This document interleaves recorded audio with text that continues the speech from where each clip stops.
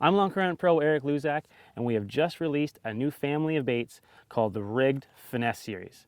So these are all 3-inch finesse baits, pre-rigged with 1/4 ounce weights, designed specifically for the tournament and avid angler.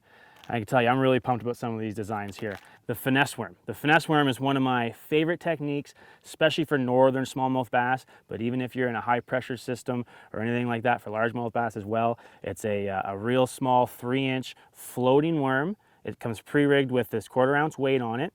So you can cover a lot of water, you can fish a little bit deeper if you want. It does have the weed guards, which is nice. So again, you can get it through your brush, your weeds, your rocks. But when this bait hits the bottom, it stands straight up like that, and the tail just kind of wiggles and just tantalizes right in front of the fish's face, and eventually they suck it up. So this one right here, one of my favorites, the 3-inch Finesse Worm, comes in a variety of colors, all your favorites, pre-rigged with a 1/4 ounce weight.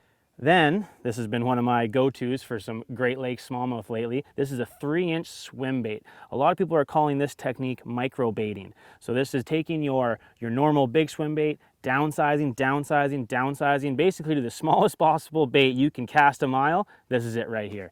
So you blast this thing out and just wind it through the water column, whatever depth you want. You can count it down. It's got an amazing tail action to it, variety of great colors, weed guard as well, so you can get it through those weeds.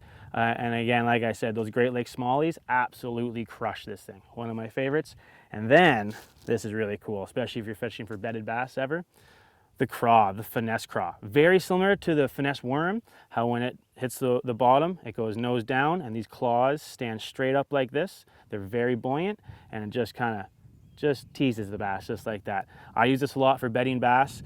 They really can't stand a crayfish on their bed. It has all the craw colors. You got Okeechobee craw with your blue. You got your natural colors like this.